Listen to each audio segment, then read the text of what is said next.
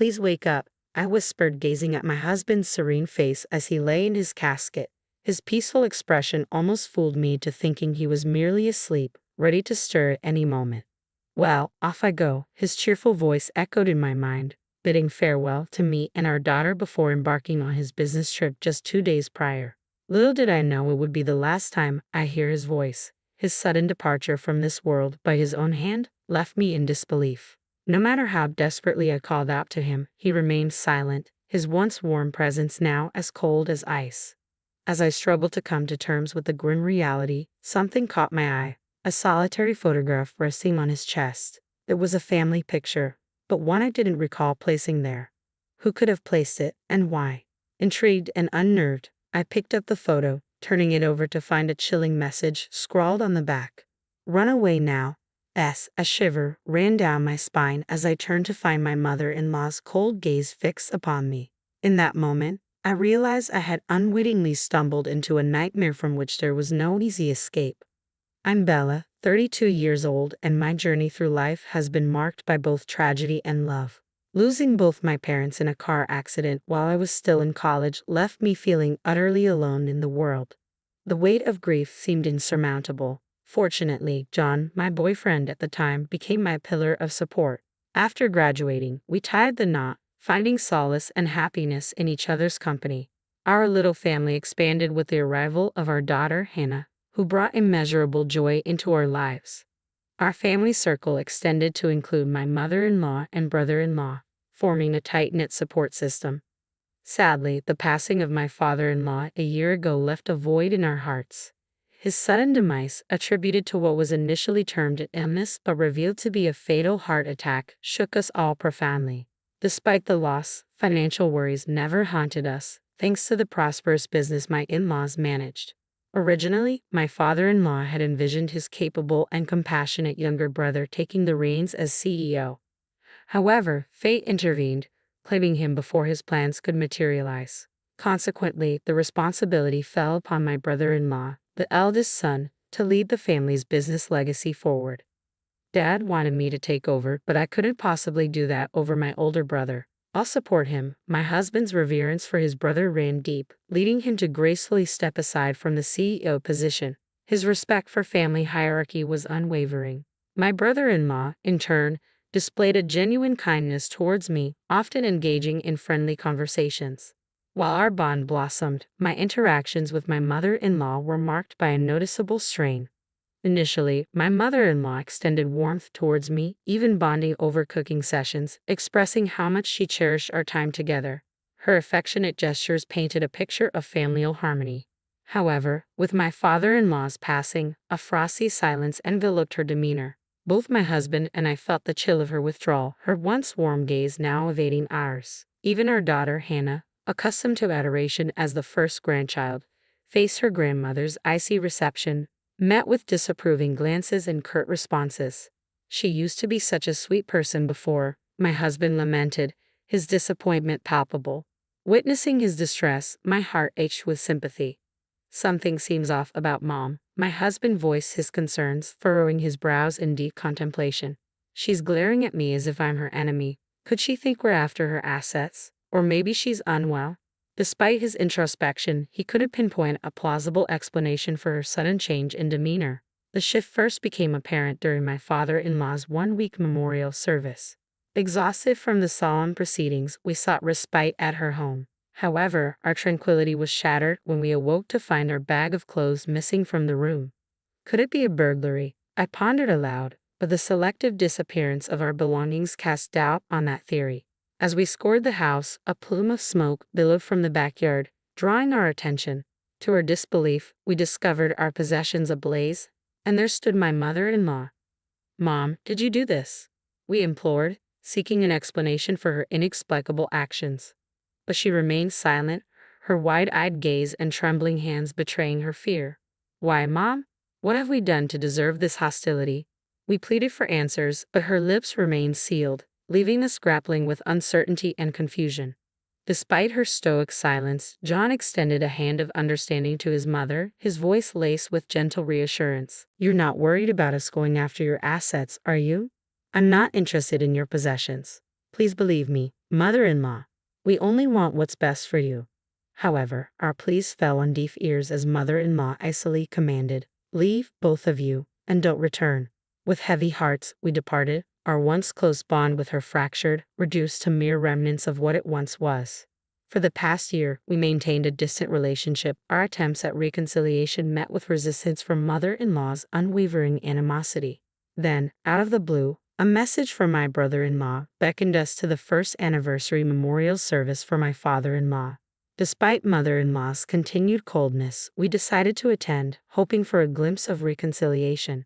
Yet her aloofness persisted, serving as a painful reminder of the chasm that now separated us. Witnessing John's contemplative expression amid the familial discord, I couldn't help but wonder about the thoughts brewing in his mind. "What's on your mind, John?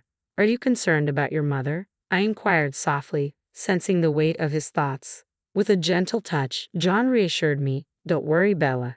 If there's anything troubling you, just let me know." His tender gesture, brushing away my worries, brought a sense of calm to my troubled heart. His comforting presence was a balm to my anxieties.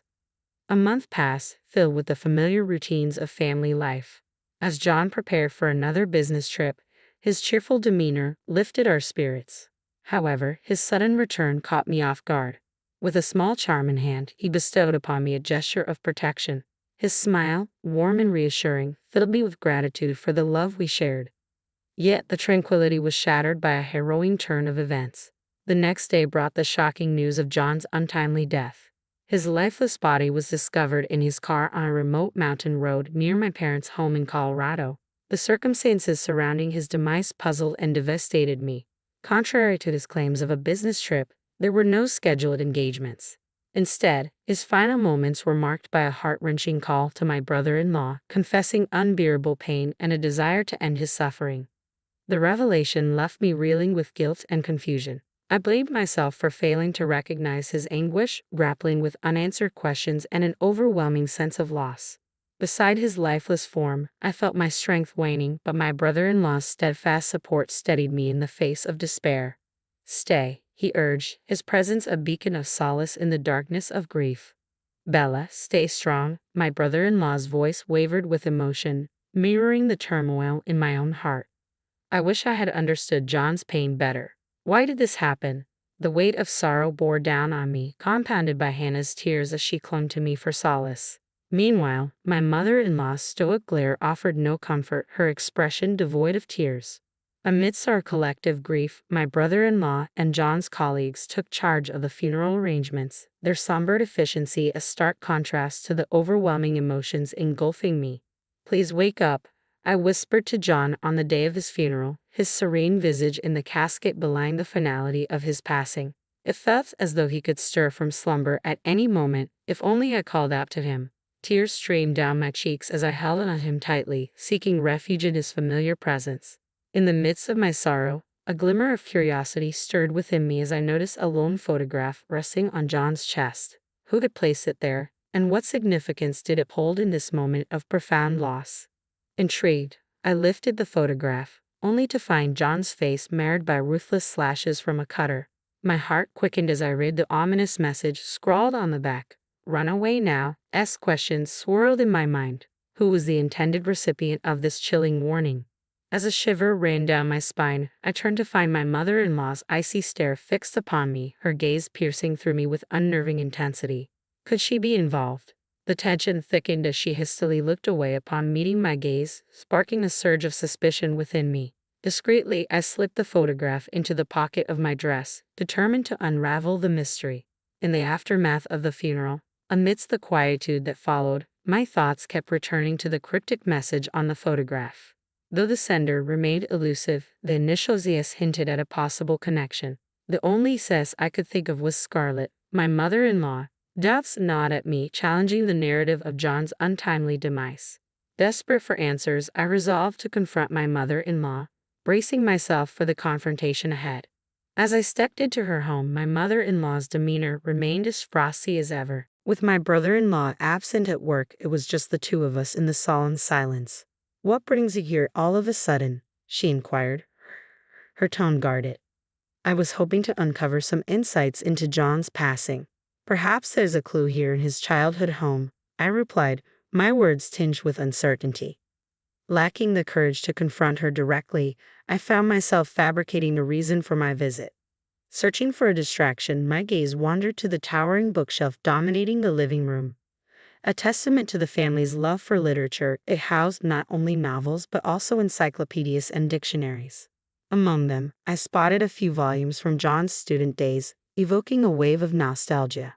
Curiosity getting the better of me, I reached for a couple of books, each adorned with a stamped initial indicating ownership.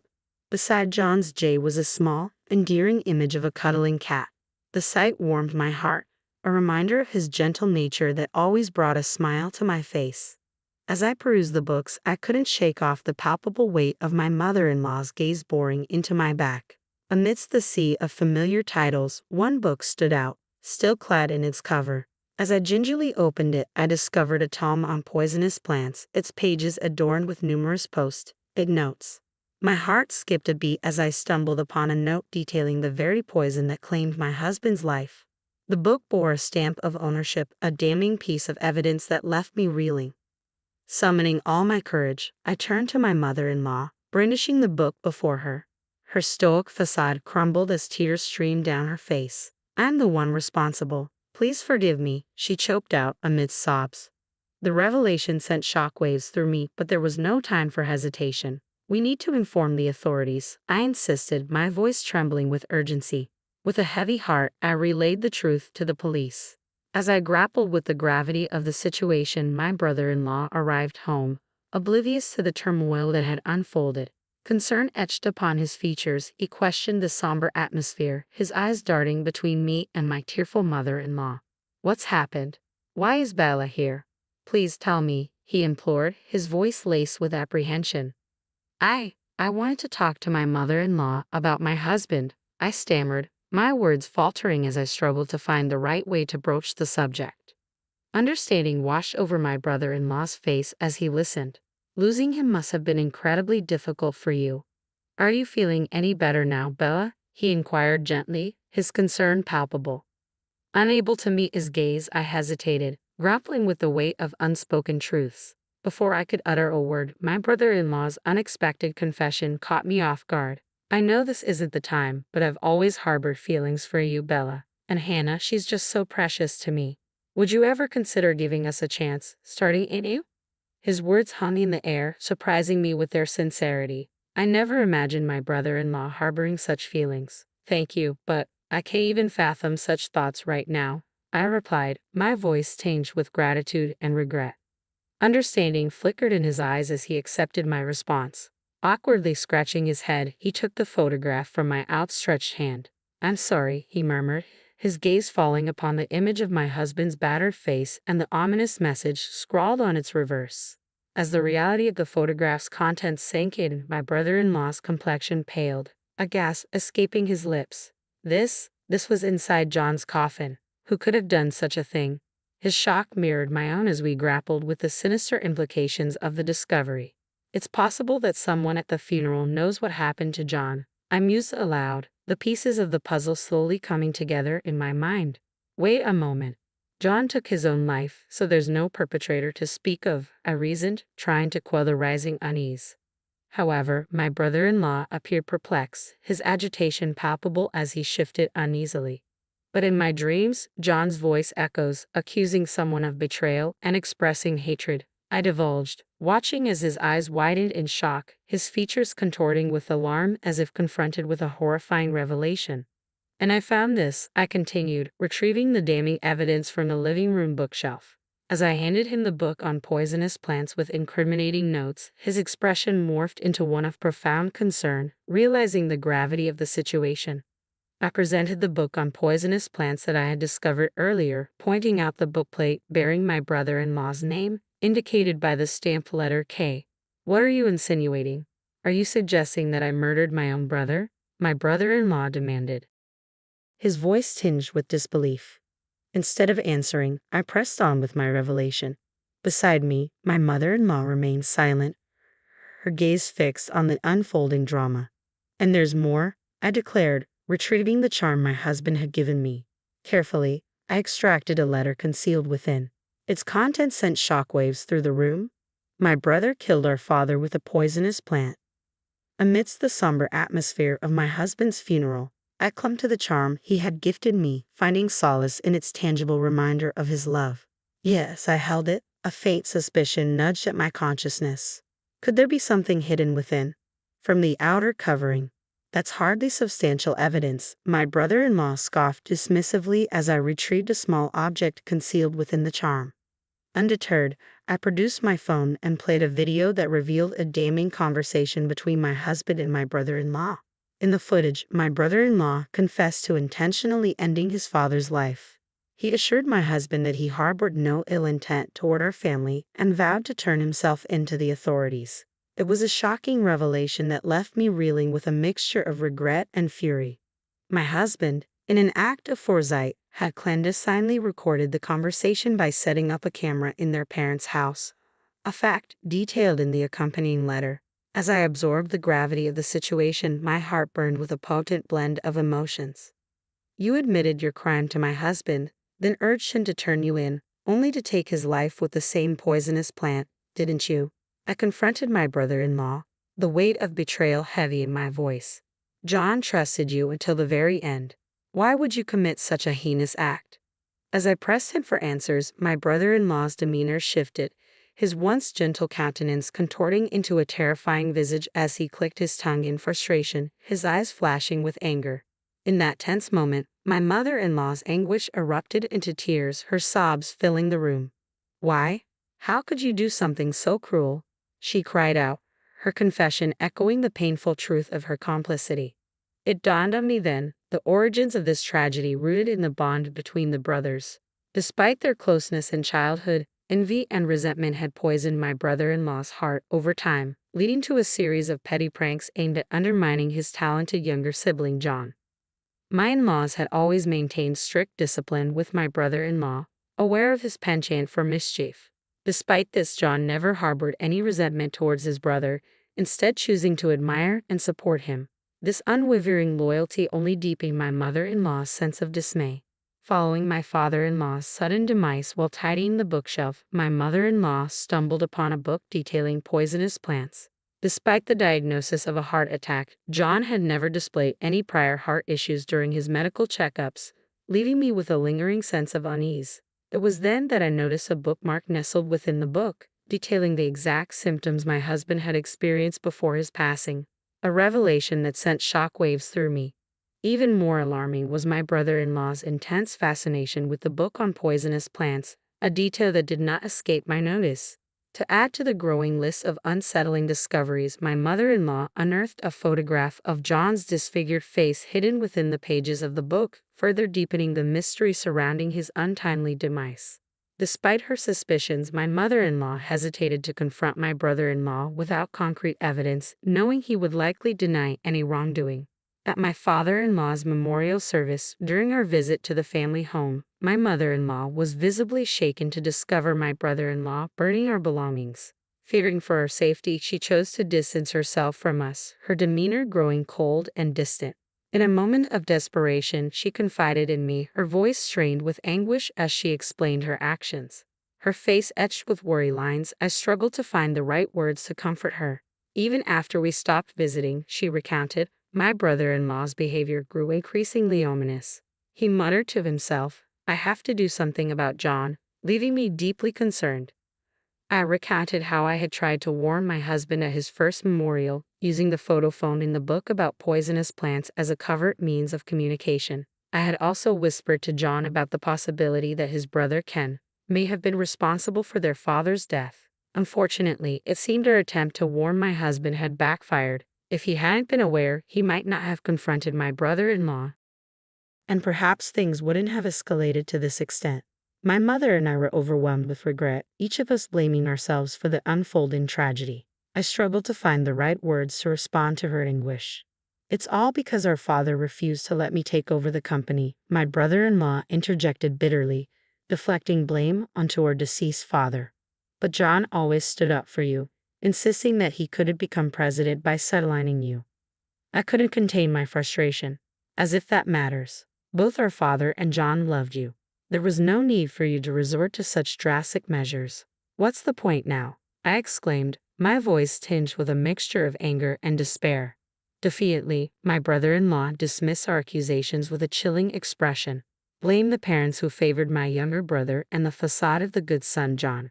It's all your fault, he retorted, his words sending shivers down my spine. You've taken away my beloved husband. I'll never forgive you. I seethed, my anger boiling over at my brother-in-law's callous actions. Shut up. If you hadn't interfered, you could have been my wife, he spat back venomously, his words dripping with malice. Suddenly, he lunged at me with a knife he had concealed, the glint of metal sending the chill down my spine. Panicked, I screamed for help and attempted to flee, but he was relentless, swiftly closing the distance between us. With nowhere left to run, I found myself cornered, facing the sharp edge of the blade. Instinctively, I shut my eyes, racing for the worst. Then, a resounding thud echoed through the room as someone intervened to shield me from harm. To my astonishment, it was my mother-in-law. Mother-in-law, are you hurt? I gasped, seeing her grimace as blood trickled from her injured arm. Ken, please stop this madness. Turn yourself in, she pleaded, her voice trembling with urgency. Shut up, both of you. You're the ones who need to disappear, my brother-in-law snarled, his rage unabated. Why would you go to such lengths, especially now that you've achieved your dream of becoming CEO? I implored, struggling to understand his motives amidst the chaos. I need money, my brother-in-law confessed, his desperation palpable. Despite assuming control of the company, he lacked the business acumen to manage it, burdening himself with mounting debts within a year. In a desperate bid to alleviate his financial woes, he resorted to taking out a hefty life insurance policy on my husband, his younger brother. It's amusing, really. John believed my lies so easily, even when I pretended to confess, my brother-in-law chuckled bitterly, his laughter tinged with malice. I recoiled in disgust at his callous demeanor, but even in his deceit, he remained cautious, ensuring that John didn't consume the drink he had offered. A toast to our farewell, he sneered, his suspicions of poisonous herbs evident. Yet he did shake John's hand, unwittingly transferring traces of the lethal substance. John had a habit of licking his fingers, you know? So it's no surprise the poison began to take effect during the car ride home, my brother-in-law boasted, his voice filled with a twisted sense of triumph as he brandished a knife before us. Despite everything, my husband still wanted to save you. Why couldn't you understand his compassion? I exclaimed, frustration seeping into my voice. Blame my parents for favoring John over me, my brother-in-law retorted defiantly, deflecting responsibility onto others. As tension reached its peak, the arrival of the police brought an end to the harrowing ordeal. Despite their intervention, my brother-in-law continued to struggle until the very end. My brother-in-law's desperate pleas fell on deaf ears as he gasped and finally succumbed to the authorities, his tumultuous outbursts quelled. Thankfully, my mother-in-law's injury proved to be minor, and she was quickly on the path to recovery. As my brother-in-law was escorted away by the police, it became clear that he harbored no remorse for his actions, leaving little doubt that he would face a lengthy sentence behind bars. With him out of our lives, I found solace in the comfort of my mother-in-law's embrace. Returning to her former self, my mother-in-law showered affection upon my daughter Hannah and me. Together, we forged a sense of familial harmony, finding happiness in each other's company. And as I revisited the letter concealed within the charm my husband had given me, its heartfelt message served as a poignant reminder of his enduring love. Bella, you were my treasure. I love you always. Embracing my husband's enduring affection, I resolved to carry on, finding strength in his unwavering love and the bond shared between us.